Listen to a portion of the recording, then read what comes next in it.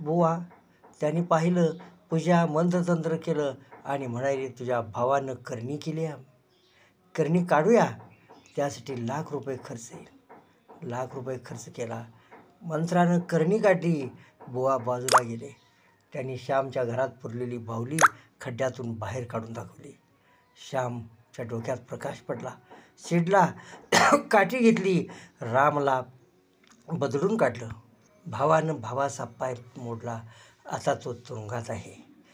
करणी केली ह्या कारणावरून घडलेली घटना आपल्या सांगली जिल्ह्यातलीच आहे. खरोखर करणी करता येते का? काढता येते का? बुवाच्या शरीरात अशी शक्ती असते काय? ऐका, चिकित्सा करा.